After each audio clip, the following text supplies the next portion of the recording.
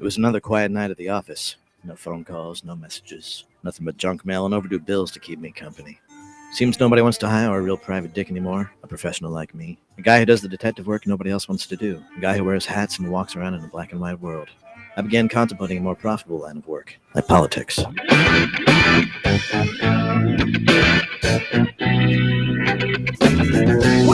the show you want to know. It's time to talk to you. All right, folks, good afternoon and welcome to the Tuesday edition of the Joe Mangiacotti Show here on AM 830 WCRN Radio Central. I hope everybody had a fantastic Memorial Day weekend. And although it was or is considered the unofficial start to summer, pool opened up at my condo. People did cookouts. The weather didn't really lend itself to it, but I hope you found some time to pause for a moment and reflect on the reason of Memorial Day weekend. And take a moment to do that and thank our service people, especially those that made the ultimate sacrifice. But we're back to work here on a Tuesday, and a Tuesday edition of the Joe Mangiacotti Show on AM 830 WCRN, and you can join the conversation over the next hour at 508-871-7000. That's 508-871-7000. Our text line, 617-297-8388. Screen in the studio. If you text, it appears there. We try to work it into the conversation today. Behind the glass, flying the board, broadcasting from the WCRN studios in Westboro. You can also tune into the station on the TuneIn app, meaning that you can take us anywhere. It's a fantastic feature. You just punch in WCRN on TuneIn. You'll see our kind of really cool new logo. Do me a favor, hit the like button. We know you're there. And then we're very easy to find. And you can take us anywhere on your device, which is a great feature to have. And I also stream on the station's Facebook page, YouTube channel, and on my social media platforms at Joe Mangi Show, M-A-N-G-I. So that can be X and Facebook, Twitch TV, LinkedIn profile. And we do stream live to the Rumble page. It's the Joe Mangiacotti Show there. So check it all out. Many ways to watch, many ways to listen. I'm going to touch on this. You heard it on the top of the news. The federal, Harvard University versus the Trump administration, I guess is the way to put it. But it's really that Harvard has, for years now, we've talked about it on this show from time to time, when they got sued over the fact that they were discriminating against Asian students. And we watched these campus-wide pro-Palestinian, pro-Hamas in essence. And basically, now that we actually have a functioning president in the Oval Office, they're using the levers and the power within the federal government to say, you just can't ignore the Constitution. You can't ignore free speech. You can't ignore civility and do whatever you want and still expect to tap the dollars of American taxpayers. So they're in the ivory towers of the elite here, and the Trump administration is saying, no, you need to rein this in. You're allowing that these, what you call demonstrators, but again, man, you have free speech. And it's literally in the Constitution, right, to peacefully protest. But when you cross the line into violence, or you detain people, like was it Columbia? The janitors. What about the Jewish kids running to the library? Well, the feds are saying to Harvard, you've got to rein this stuff in, and you've got to be fair and equitable across. And we're going to use the levers that we have. So they've launched on a couple different levels with Harvard. Other universities are watching this. We'll get into that. But they are accusing Harvard of fostering this anti-Semitism and promoting basically what is radical left ideologies and failing. This is a big one. They fail to comply with federal demands on issues like diversity, equity, and inclusion. Yeah, DEI programs under the guise of campus activism. So in April, Harvard rejected the government's request to overhaul some of this stuff, including hiring and admissions. They have one of the most biased in racist admission policies at Harvard, because they are looking at your race, your ethnicity. They look at where you're from, not your scores, not your extracurricular activities. Now, remember, Harvard has 53 or 54. I've read different figures all over the place. It's well over $50 billion at the bottom line. And about 27% or 7,000 of their students are international students. And they rely, with this $50+ billion endowment, on federal grants for research and contracts for various services. And Harvard's saying, if some of these are canceled, you take these away, it threatens both our financial stability and global influence. You're not entitled to global influence. It's not a right. That's not written into your existence. And the conflict is part of the bigger agenda here, right? With elite universities. Now, the other universities, right? Columbia, UPenn, Cornell, all just bastions of liberal bias. They're watching all this very carefully as well. And their failure to curb anti-Semitic incidences will also be addressed. Now, since April, the administration froze around $3.5 billion in federal grants to Harvard in contracts, including $2.2 billion in research grants. And then another $450 million today. I think it said in the top of the news, the letter from the GSA instructing federal agencies to cancel all remaining contracts. That's another $100 million. 9 different federal agencies are going to be affected by that. Agencies must report all these cancellations by the 6th of June. And just 5 days ago, the administration revoked, and this is a big thing, Harvard's Student in Exchange Visitor Program, the SEVP, S-E-V-P. It's a certification that universities get that allow them to take these foreign students. And it's barring it from enrolling international students on F and J visas. Now, this would force about 7,000 students to transfer or lose their legal status. Now, you got a judge, a federal judge. What is this? Something like 667 federal judges, somewhere in that range, more than members of Congress, who seem to think that they have the power to make these injunctions and totally contradict the president's foreign policy and national security. Ted, you seem to perk up there for a second. How many of those judges do you think graduated from Harvard? Not a lot, maybe a few, but I don't think anywhere near 10, 20%. I'm probably a few percent, maybe,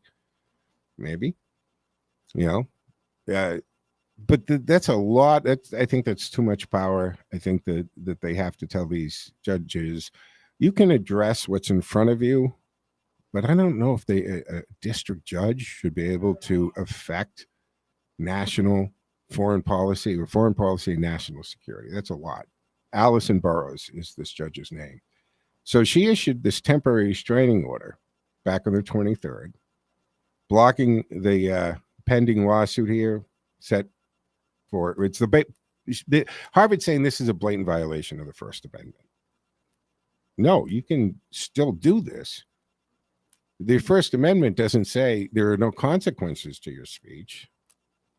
You can say it, but then you need to live with it and back up what you say or do, right?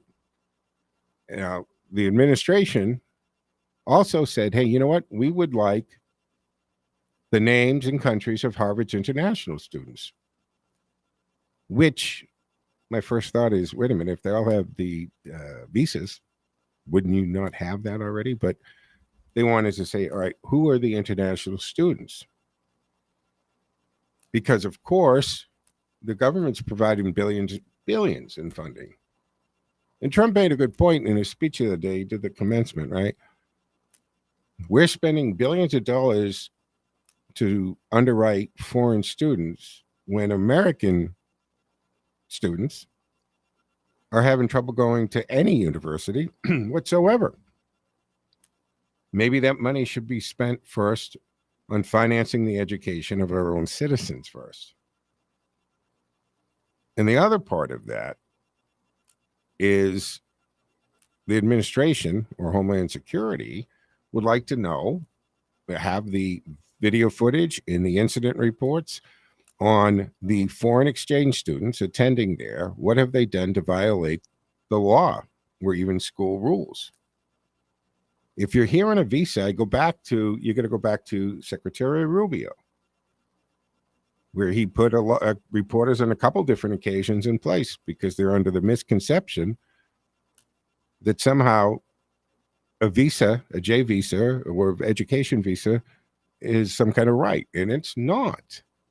It's a privilege. It's something granted to you, providing that you meet certain criteria. One of those is you don't call for the destruction of the federal government or the overthrow of the United States. I don't think there's a lot to ask.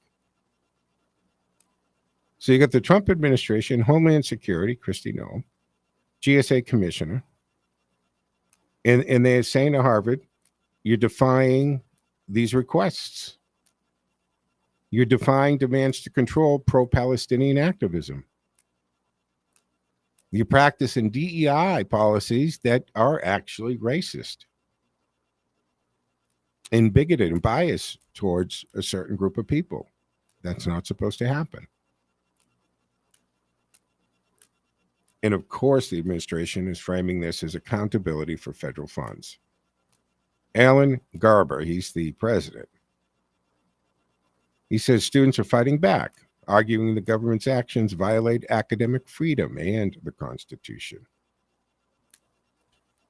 Notice they always say it's, this is this is against the Constitution, demise of democracy. It's a threat. But they never explain how they think it is. Nobody ever asked that follow-up question. How so? Why? What are you talking about? So Judge Barrows, who's an Obama appointee, I think that's irrelevant, blocked the student ban, signaling that judicial resistance to Trump's and the administration's moves here. But folks, we have to take our first break here on the Tuesday edition of the Joe Mangiacotti Show on AM 830 WCRN.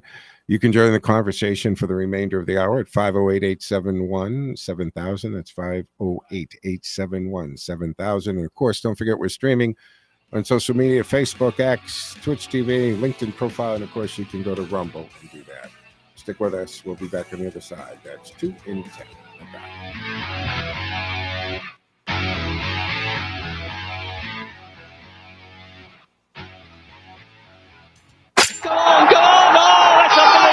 Hi, folks. This is Mike Stacey, head professional at Norton Country Club, welcoming you to the start of the 2025 golf season. Norton Country Club is a championship 18-hole golf course located just minutes off of 495. The course came through the winter grade and we're open for daily fee, as well as having membership opportunities and outings available. Our clubhouse is a great venue for your wedding or group gathering needs. If you're interested, call 508-285-2400, extension 1 for events, or 103 for golf, as well as nortoncountryclub.com. Hope to see you out there.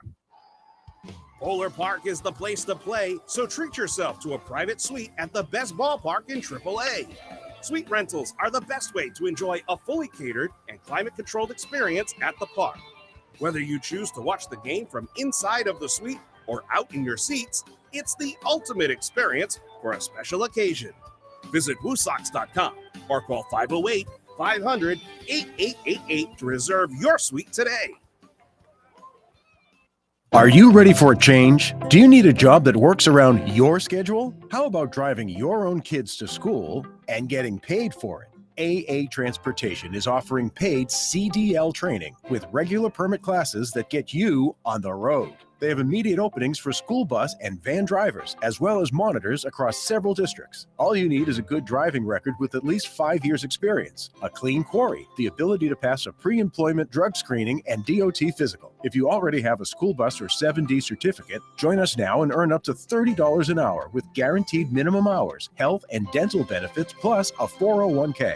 And for those experienced coach bus drivers out there, we have a position for you too. This is perfect for parents, retirees, or anyone who enjoys being behind the wheel. Call Lori at 774-361-5042. That's 774-361-5042. Start your journey with AA Transportation.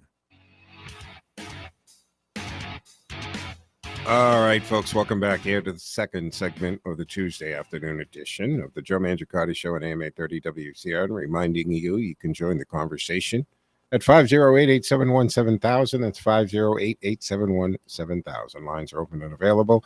Ted will get you into the studio for two-way talk and conversation. Let's go to the phones. Mark's waiting patiently through the commercial here. So, Mark, what say you?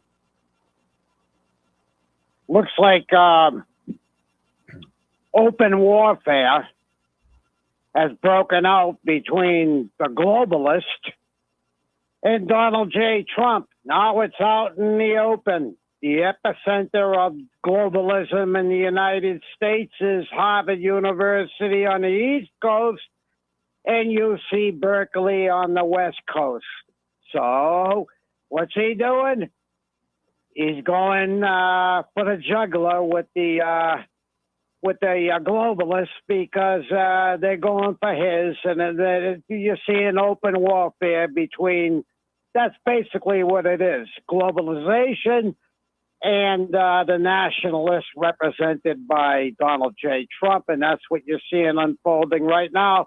And it's only going to get worse before it gets better. I agree. I agree. We haven't hit the worst of it, 100% on that. Look, this has always been I think the issue going back to 2016 is Trump got to and thank you for the call, Mark. I appreciate it. Trump got to the Oval, not in the traditional sense that people normally get there. He never was a member of Congress. He wasn't in the Senate. He wasn't a governor. He never held an elected position. And then he came from a self-made billionaire. Yes, he might have started with $1 million or $2 million from dad and the inheritance, but so did the other kids. He turned it into $4.5 billion when he first went into office, and it cost him about $1 billion in net wealth. And the man hasn't changed what he's talked about for 40 years. He was on the circuit, the talk show circuits back in the day, explaining that this is just ridiculous. America's getting screwed at every turn. The trade indifferences that are going on here, the deals, the things are made. America's always expected to absorb it all, including whether we talk about NATO or United Nations. And look what he did with the UN. Member countries were supposed to be 2% of GDP, right, to defense for NATO. And they weren't paying their fair share. Talk about your fair share. That's what we hear from the left all the time. And they weren't doing their fair share. And Trump said, if you're not up on your dues to this organization that's supposed to cover each other, come to the aid, you got NATO, and then you got United Nations, which is supposed to be a peacekeeping type of international organization. We're not going to come. And then the dues came in because they knew he was serious about it. And Mark, your point is right on target. It has always been the globalization, the elites. And yeah, I know Donald Trump is in the 1% of the 1%, but he has always had that ability to relate to and be accepted by the blue collar workers. Now, there's a new term floating around. Ted, I don't know if you've heard this, for blue workers. Now people are starting to refer to the blue collar workers, the alpha workers, because these are the people who work with their hands. And it's an interesting turn of phrase. I'm not big on all these new vocabularies because that you can apply to so many other things, right? Because the left seems to, in the last several years, even decade or two, have started to redefine words, making us have to either use words or not use words anymore, and changing the meanings of them. The most obvious is male and female. They've redefined what a male is and a female, saying, well, a female can be anybody who decides they're a female, opposed to what for millennia we had accepted as a female. But I didn't get the memo on that. I didn't get a vote. Nobody asked me, do you want to change the meaning of these words? I say you reject it. So identifies as a person who identifies as a female. You can give them the courtesy, but I'm getting off course here. How dare you? So that exactly. So yes, I think I agree with Mark. I think what you're seeing with Harvard is that arrogance of, you got to give us billions of dollars. That's and we can still operate it however we want. We can weed out and put filters in not to allow Asian students in because they're screwing up our curve. So we don't want them. We can hire based on race. We can do all these things. We can have a 98+% of Democrat and liberal staff and students. Because we're Harvard. Because we're Harvard. Less than 4% of students at Harvard identify as conservative or Republican. I venture it's probably higher, but they're closeted because they want to get that diploma. They want to get that bragging right, I guess, right? Would you Ticket call to it? ride. And meanwhile, while all this is going on, in case you missed it, there's a pretty significant termination at Harvard. Yeah. So as the White House is pulling the plug on some of these remaining contracts worth $100 million because of race discrimination, unchecked anti-Semitism. It follows this year of escalating tensions, billions in grants already frozen or cut. There's a constitutional question here, civil rights, a bold push to redirect funds to trade schools, by the way. I'm saying, well, it's not that we're going to keep that money. I'm just going to redirect it to domestic universities and schools that are trade schools. We went through this cycle in society where we acted as though you have to go get this 40-year degree, and then that wasn't even enough. You got to get a graduate to make it in life. Meanwhile, electricians and plumbers, construction workers, or what have you, were making healthy salaries and livings because somebody has to do all that work. But let's break this other thing down here, because we've got this termination. And what I mean by that is they had to fire a professor that was just faking all of her results. She just simply lied about it all. So they had to let her go because she was making up the data. Francisco Gino. She fired. They let her go. She's a business professor. They stripped her of her tenure. Now, that's something you don't see in the academic world ever. Like 10 years what you get, which means you're basically unfireable. But the allegations here is that she faked data in studies. And interesting enough, studies about things like honesty.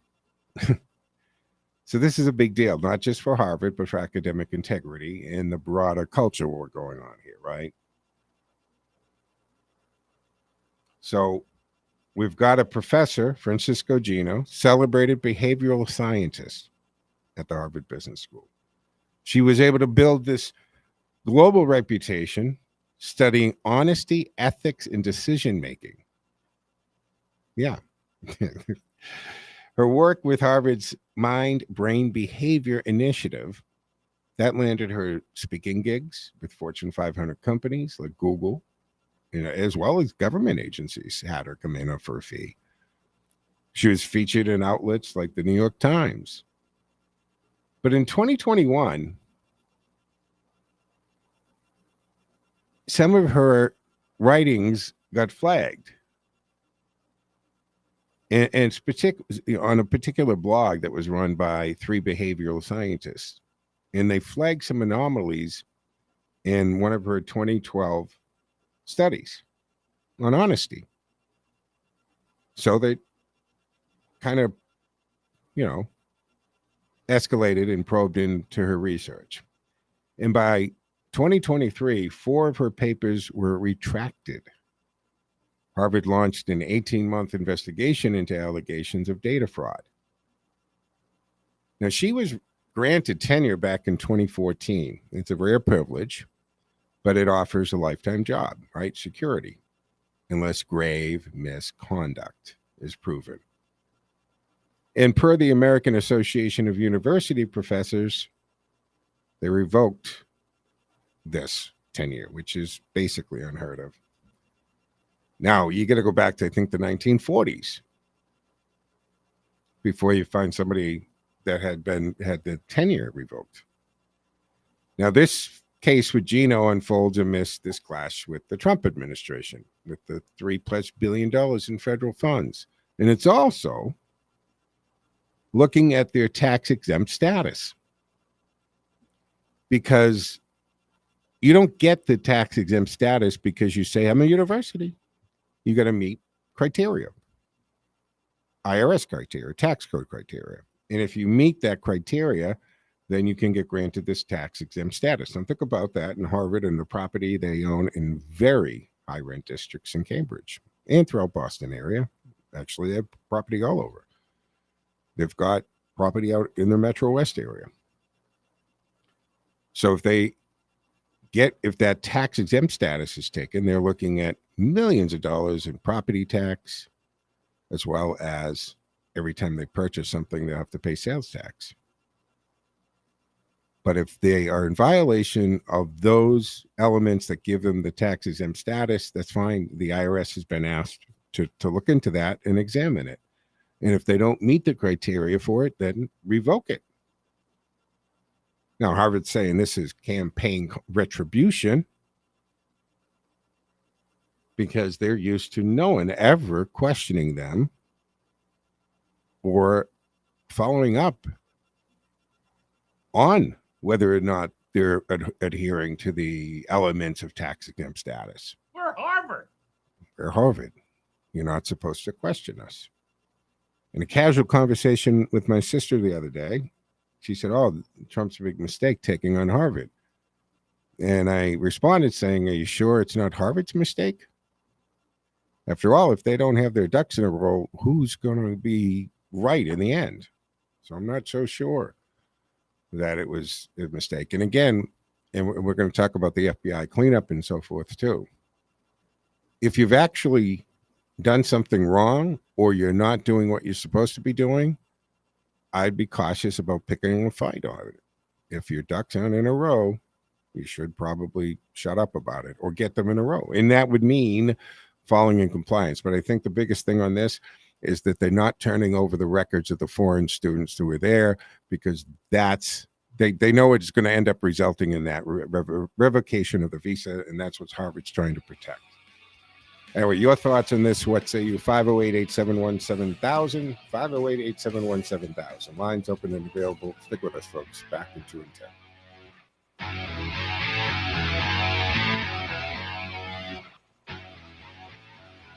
Time now for the forecast from the Boston Independence Group Weather Center. Call Jerry Doherty today at 877-772-1776. Retirement is within reach. I'm meteorologist Sherry Spear, and here's the latest Boston 25 weather on Radio 830 WCRN. Mostly sunny and mild today with highs in the lower 70s at the coastline, upper 70s to even 80 degrees inland today, and quiet. Next 2 days are going to be dry. Tomorrow, similar temperatures with some increasing clouds, and then we get into some late week shower chances, especially Thursday and Saturday of this week. I'm meteorologist Sherry Spear, and you can hear Boston 25 live for the morning drive weekdays on AM 830 WCRN. More live and local radio is next. Stay tuned to Radio Central 830 WCRN. Here we go again. Looking for a fuel and food stop that truly stands out? Experience the Yatco difference. At Yatco, we're dedicated to bringing you the best customer service, the highest quality products, and a commitment to making your life on the go easier. Yatco has 15 convenient locations across central Massachusetts, and now our newest spot at 75 Quonsigamut Ave in Worcester. Yatco, where every stop keeps you going. When I was asked what to do on Father's Day, my answer? Ziti. For memorable family dining at an authentic Italian trattoria, Ziti's Ristorante on Route 9 East in Westboro. Ziti. Never miss any of your favorite programs on Radio Central WCRN. For on-demand replays of this and other shows, visit WCRNradio.com. All right, folks, welcome back here to the second half of the Tuesday afternoon edition of the Joe Mangiacotti Show on AM 830 WCRN. Of course, you can join the conversation for the remainder of the hour at 508-871-7000. That's 508-871-7000. Just a couple more thoughts on this this Gino professor at Harvard. She has a lawsuit to that, $25 billion lawsuit to that blog, those three academics who first said something isn't right here, which went on. So she's suing them, which, of course, critics see this as a distraction from the fraud evidence and to silence them. But here's the kicker in this. Gino is alleging that Harvard treated her harsher, come on, you got it, than male professors. That this is all because she's a woman. So she's pointing to policy change and lack of expert consultation during the probe. So her lawyer called the investigation a charade, though Harvard found no evidence that she didn't alter the data. She tried to push it off to another member of the research staff, and it was the researchers and staffers who manipulated it. She didn't do any of this. So we'll follow this, but again, yeah, Ted. Yeah, I remember going around Harvard as a young man, and the big eyes looking at the buildings and the ivy growing on the bricks, and I noticed that a lot of people were carrying these little red books, and I looked at it, and the title of it was "To Serve Man." It wasn't until recently that I realized it's a cookbook. It's a cookbook. Okay. All right. To wrap up on this, Francisco Gino's fall from grace, I guess you'd call it, is a gut punch to Harvard, right? And in the wake up for academia here. So faking data, especially on honesty, that's a pretty deep cutting scandal. But Harvard's playing fair. We'll see, because these lawsuits will kind of shake that out. Meanwhile, you've got the federal government dealing with, or Trump administration, however you like to phrase that, with asking, hey, are you up? Are you adhering to the tax exempt codes that you're supposed to have? And what are you doing about these foreign students if they are violating the law, blatantly breaking the law, and you're not letting us know that? You need to do that. So what say you on this? We'll keep an eye on the Harvard situation. But the other thing I wanted to touch on is the FBI is reopening some cases. And these cases, what we're talking about, because when these stuff was happening, like the coke in the White House and so forth, right? That was a sweep, right? We saw that kind of swept under the rug. The only reason, and I still maintain this, the only reason we even knew that was is because the initial finding of this bag in white powder, if they knew it was cocaine immediately, they probably would have kept it very quiet. But because they had to go out, follow certain protocols for, this could be chemicals or Antrap or whatever, right? They had to do it. So it was too much hoo-la-la that was done when it was found. So now some of these high-profile cases, the FBI is dusting them off, bringing them back out, and we can look to Dan Bongino for a lot of this. So he announced yesterday saying the Bureau is pouring new resources into 3 unsolved mysteries that had most of us kind of fuming, and the public buzzing about it and saying, wait a minute, come on. So we're talking about 2021 DC pipe bomber. Remember that? All kinds of camera angles, but they didn't release certain.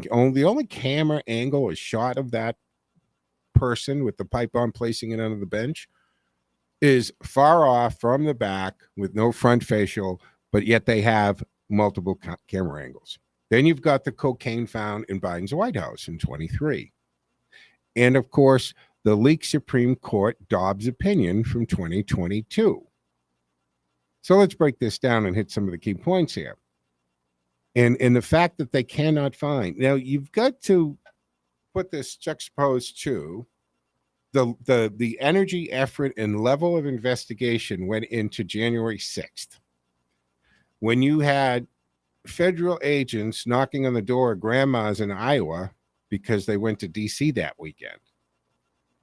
When they sourced all the cell tower information and cell phones, when they went to the banks and pulled all of the debit and credit card spending for anybody who had plane tickets, train tickets, bus tickets, if you bought a coffee in D.C. that day, you were on the radar.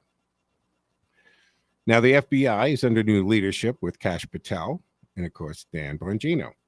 So they're revisiting these cases. Some went cold. Some of them were closed or just filed away. Some of them stirred controversy during the Biden administration.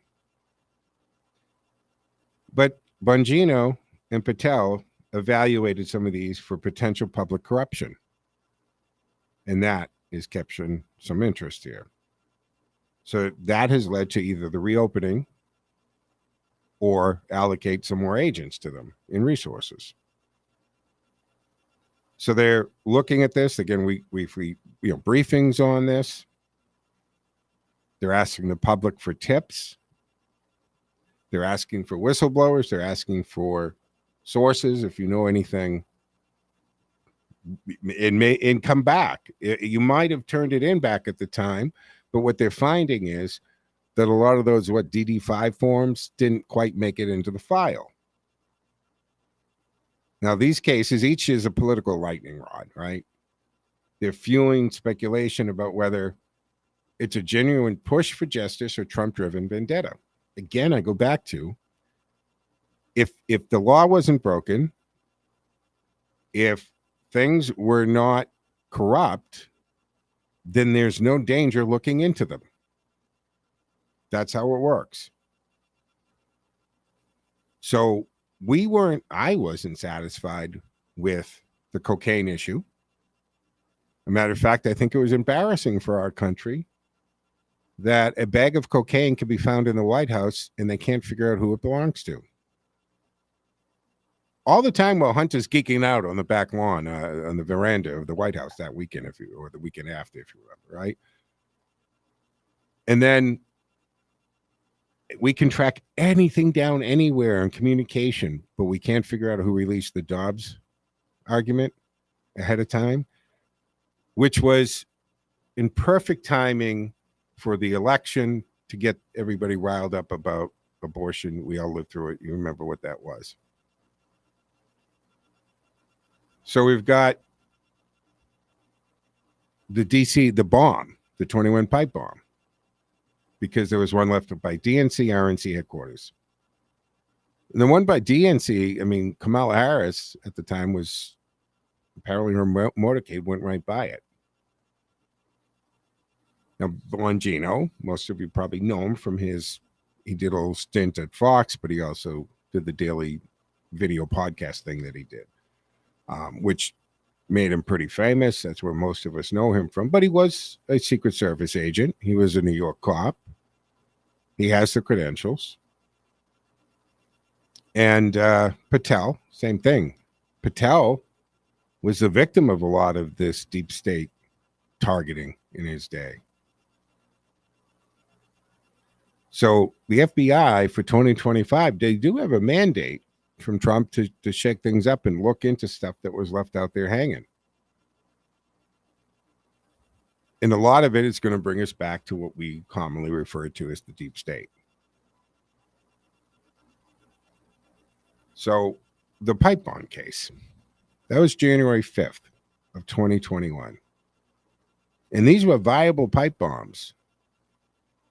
They had 60-minute kitchen timers placed by the DNC and the RNC.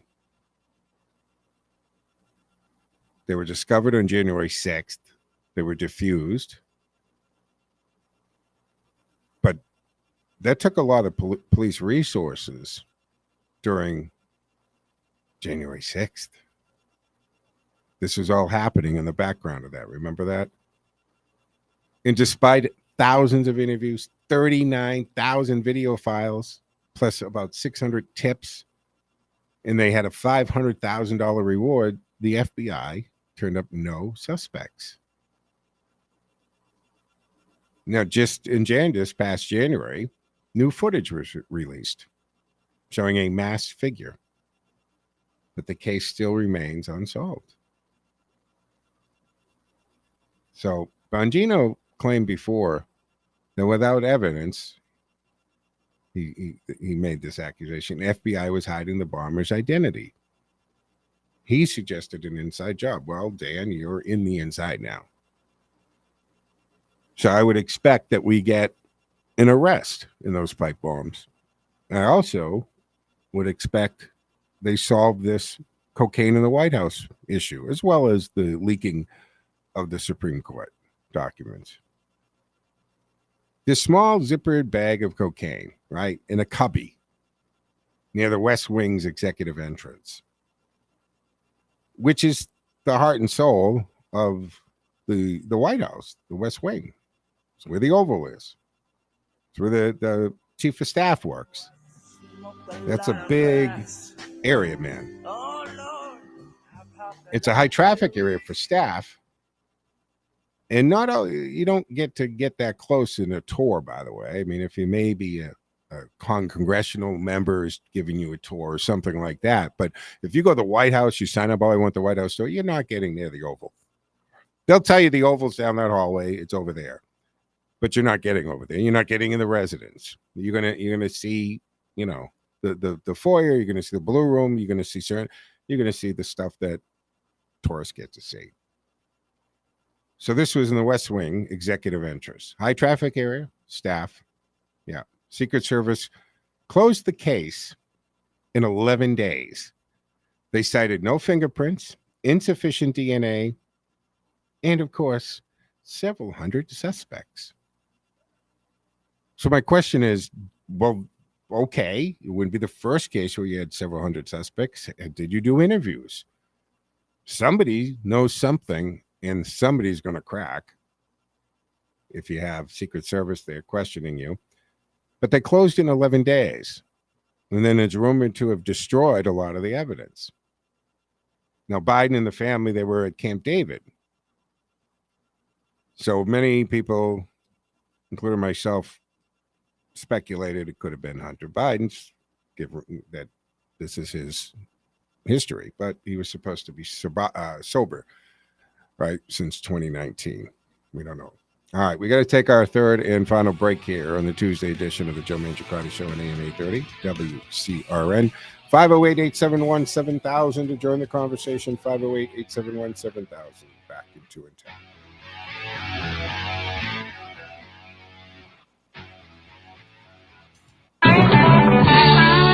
Having trouble with your cell phone? You need to visit Wireless World at 757 Grafton Street in Worcester. They fix any device, including cell phones, tablets, and computers, as well as game systems. Before you buy or replace it, bring it to Wireless World at 757 Grafton Street in Worcester. Need or want a new phone? You won't believe the prices at Wireless World, 757 Grafton Street in Worcester. Before you buy new or replace your current phone, check out Wireless World, 757 Grafton Street. That's Route 122 in Worcester.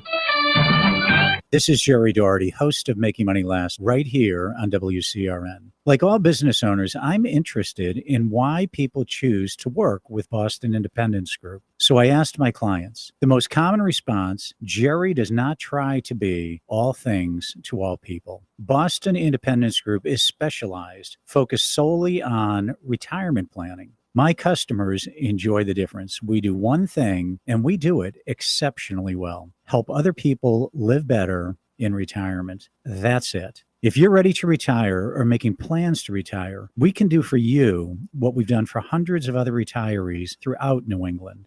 Live better in retirement. Just give me a call. I'll show you how. My toll-free number is 877-772-1776. Again, that number is 877-772-1776. And you can visit us on the web at bostonindependencegroup.com. bostonindependencegroup.com.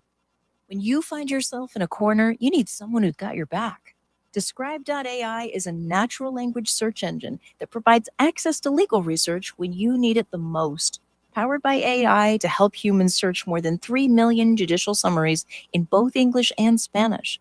This app is completely free because access to justice is this company's why.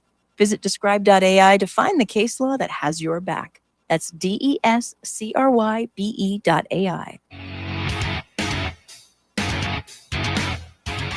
All right, folks, welcome back here for the fourth and final segment on the Tuesday edition of the Joe Mangiacotti Show on Radio Central AM 830 WCRN. You can join the conversation for the remainder of this hour at 508-871-7000. That's 508-871-7000. I wanted to bring this up. I mentioned it, I think, last week at some point, but Massachusetts, man, and I said this years ago when we got rid of the toll booths and we got the gantries and we started tracking for the easy pass and everything. Well, you got Senate Majority Leader Cynthia Stone Cream, a Democrat obviously, is pushing a bill that could limit how far residents can drive your car. So again, remember Deval Patrick mentioned this once. He talked about taxing us for every mile we drive. They were going to put little RF things in our registration sticker. Every couple of years you're going to put that sticker on your plate. Well, they were going to put basically a tracking device in that. And this is all in the name of fighting climate change. And they want to promote bikes and buses and walking. It's insanity. Absolute insanity. We're going to dive into this a little bit. See, Massachusetts touts itself as this leader in climate policy.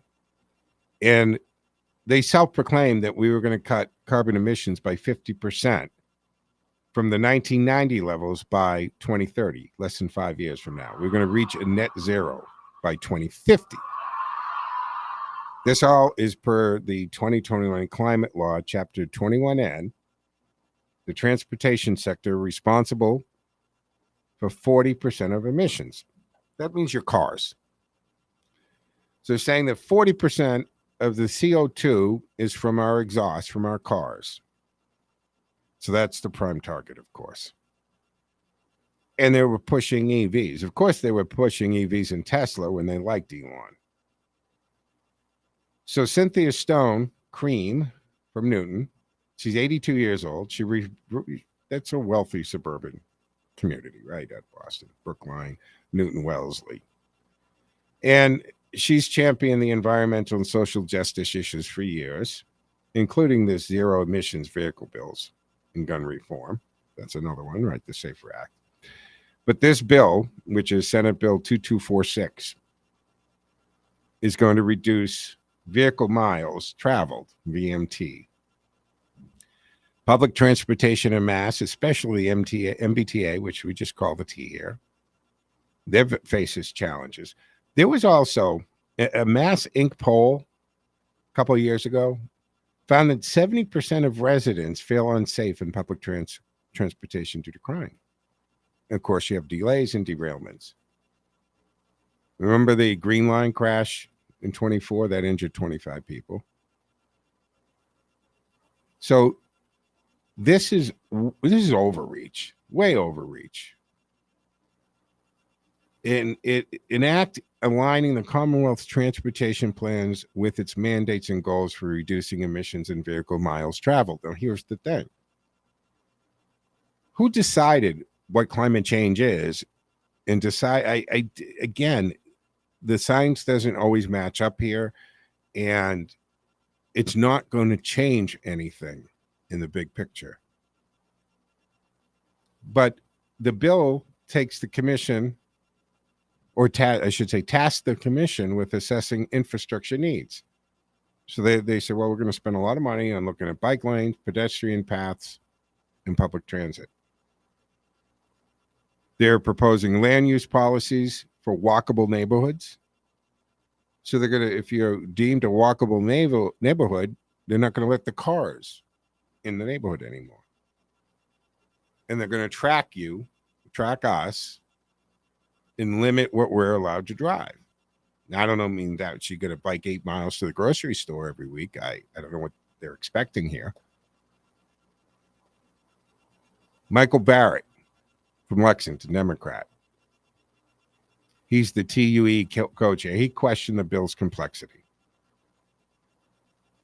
right? Citing existing laws like transportation emission sublimits there, and MBTA zero emission bus transition to 2030. Despite public claims the bill doesn't mandate fines for driving, but allows the commission to explore incentives and regulatory actions to reduce vehicle miles traveled. And eventually this will come to track your mileage and then fine you if they think you've gone over. Now, we've heard this in the name of climate change, looking at because whether you admit it or not, folks, we already have digital currency. Most of us use a debit card or credit card for all our purchases, which means it's just digitally being transferred. But we've heard this before, limiting how much red meat you can buy. Social scores, social credit scores, based on what you spend your money on, how you spend your money. And they're certainly going to get into what kind of car you drive. I don't know. I think we should leave that up to the government. And sounds like something a millennial would say. 508-871-7000 to join the conversation. Let's go to the phones. Ken's been waiting patiently. Hey, Ken, what say you? Yeah, Joe, I only caught the last 5 minutes of your last segment, so I'm picking up the discussion. And as Gilda Radner would have said 50 years ago about New Jersey, Joe and Ted, you got to get out of Massachusetts. Seriously. Never mind. Yeah. There he goes. Yeah. Yeah. And you know what came after Ted? DITH? That SNL from the 70s. Yes. Yeah, it was great. It was great. Yeah, they lost something. They seem to be trying to make a comeback a little bit, but I just don't watch it anymore. You know what? I think it is a dessert topping and a floor wax. That's a classic. What's up, Ken? I did catch you talking about FBI, DOJ. Yeah, the three major cases they're dusting off. Well, bottom line, there's a lot of people on the right that are all up in flames about the three. Bondi, Patel, and Bongino. You got to realize what a massive mess they were left. Yeah. Bondi and agents that had a lot of bias and basically were allowed to exercise absolute bias in investigations that were able to take their own personal agendas and run with it without any checks or balances. And think about what their statements about Epstein. Don't be surprised if a person's family were threatened by the legal mafia in D.C. That's just reality. And so when your family's well-being is at risk, you're going to spill all the beans, and then people are yelling, hey, they got to have some guts and courage, BALLS. Oh, sorry. Yeah. I'm not putting my family on the line like that. There's a limit. Look at the stories that come out now, Ken. The government's been doing that kind of tactic, which is basically mob-style tactic, right? You have a nice family there. I mean, they've been doing it with the Roswell and UFO sightings and people who worked at labs and so forth. On their deathbeds, they're all coming out and saying, "Yeah, I didn't say anything for 40, 50 years because they actually threatened my family. They threatened me with prison, but they threatened the well-being of my family." So it's not like in let's look at the FBI years under Hoover. I mean, this guy had, how long did he stay director of FBI under how many presidents? About 40 years. It was a long time. So, I mean, he watched the landscape, and when he saw somebody like a Kennedy that was going to have a political future, he made sure he had plenty of stuff on them. And give people a little perspective on that. When he retired, I can't remember the guy who took over his job, but there were two people competing to replace him, right? Yeah. And one person lost out. And you know what his nickname ended up being? No. Deep Throat. Oh, that's the guy who... the deputy FBI director got even for not getting picked to be the director. And now you know the rest of the story. Yeah, it's a great Liam Neeson movie about it. Yep. Which one? I like him. But I don't know. Okay, we'll Google that and see that. I don't see that. That doesn't ring a Now, bell. Did you get a chance to talk about Harvard? Oh, that was the whole opening show. Okay. Was the 3.2 billion, the 100 million today, the fact that they ordered the 9 agencies to terminate all the contracts or grants with Harvard, got into the fact that they didn't respond to the request about the students, international foreign students, because they wanted their names, where they're from, what they're studying, and then also any disciplinary, right? The footage from. So Harvard's trying to protect them. That was the whole first part of the show. Okay. Yeah. Now, did you mention the case? So to the extent that this ends up going to the Supreme Court, because all of the lefty courts are going to block it, going to go to the Supreme Court. Well, you know what the precedent we have here is Jimmy Carter wiping out all travel and deporting anyone from Iran back in the 70s. So if that precedent holds up, then what Trump is doing now is going to hold up. But stay tuned.